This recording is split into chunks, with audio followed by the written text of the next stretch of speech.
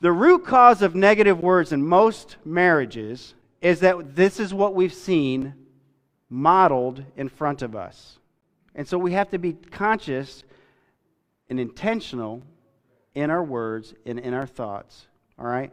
And so, how many of you are a new creation? Anybody here? Several. If you don't understand it, you were born again, you're a new creation. And so you need to begin to speak to yourself when you start to hear and sense and respond in a way that's not part of the new creation that God created you for. Okay? And so sometimes we need to talk to ourselves. Sometimes you need to get in front of the mirror and say, listen, that's not Christ-like. Well, one of the things that we need to also do is recognize as a husband, it's not my job to fix my wife. One of the worst things you can do to a wife, husbands, listen to me carefully, don't do this. And I can tell you from experience, it's a really bad idea. Don't tell your wife, the Bible says you're supposed to submit to me. Believe me, they already know that. And what you're going to hear back is the Bible also says you're supposed to love me like Christ loved the church. And so when you start loving me like Christ loved the church, I'll submit to you. Well, guess what? That's not going to work, because if you predicate your right actions on your spouse's right or wrong actions, you're never going to get there. It's not your job to fix your spouse. It's your job to fix yourself. I can't fix my spouse any more than she can fix me. I have authority to fix this guy. And so if my wife is responding in a way, or your husband is responding in a way that is contrary and harmful, that's not to say you can't say anything, but it's really important how you respond. There's a difference between acting and reacting. You feel me? Reacting is, right? Acting is, listen, that's not helpful, and so let's try to deal with each other as adults that are mature. Right?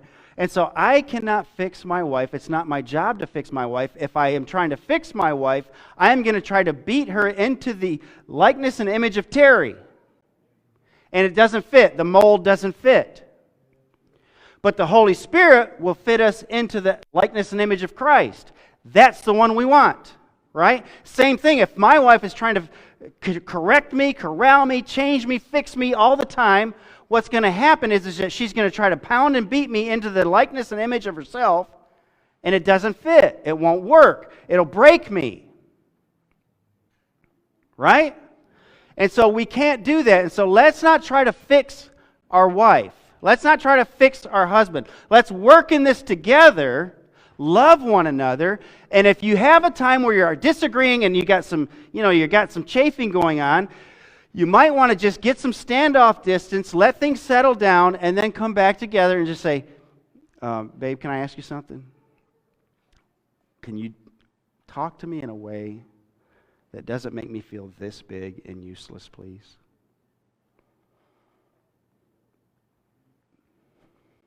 Isn't that better than screaming and veins popping out of your neck? Your eyeballs getting all red and wily, right? Same thing with our children. I know this isn't the victory in parenting, but listen, I've been around people that yell at their kids like that.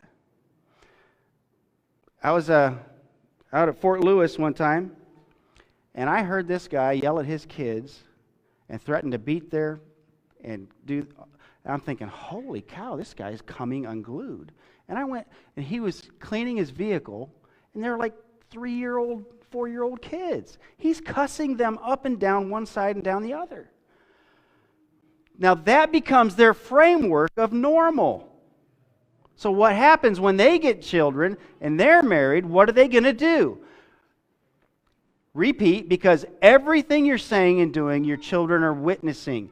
The biggest influence in the home for children are their parents. And so we're modeling in front of them how life is supposed to be.